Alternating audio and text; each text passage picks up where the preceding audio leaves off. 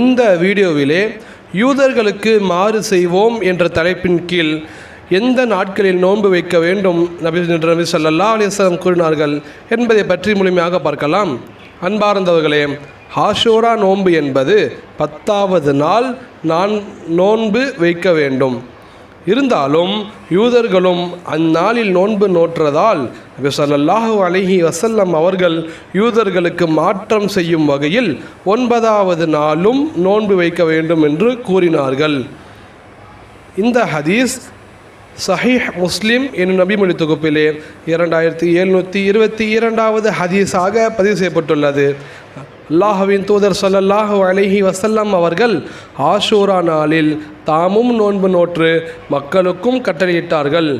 அப்பொழுது மக்கள், அது யூதர்களும் கிறிஸ்தவர்களும் கண்ணியப்படுத்தும் நாளாக இருக்கின்றதே என்று கேட்டதற்கு நபி ஸல்லல்லாஹு அலைஹி வஸல்லம் அவர்கள், இன்ஷா அல்லாஹ் நாடினால் அடுத்த வருடம் நாம் 9வது நாளில் நோன்பு நோற்போம் என்று கூறினார்கள்.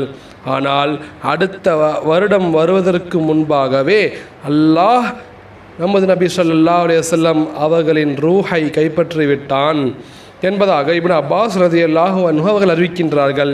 எனவே அன்பார்ந்தவர்களே, இந்த வருடம், அதாவது 2025வது வருடம் ஜூலை மாதம் 6ஆம் தேதி முஹர்ரம் 10ஆக இருப்பதனால் 5ஆம் தேதி மற்றும் 6ஆம் தேதி, அதாவது சனிக்கிழமை மற்றும் ஞாயிற்றுக்கிழமை நோன்பு நோற்போம் இன்ஷா அல்லாஹ். எனவே அன்பார்ந்தவர்களே, இந்த வீடியோவை நீங்கள் பார்த்து பயன்பெற்றதை போன்றே உங்களுடைய சகோதரர்கள், உங்களின் நண்பர்களுக்கு ஷேர் செய்யுங்கள். அஸ்ஸலாமு அலைக்கும் வரஹ்மத்துல்லாஹி வபரகாத்துஹு.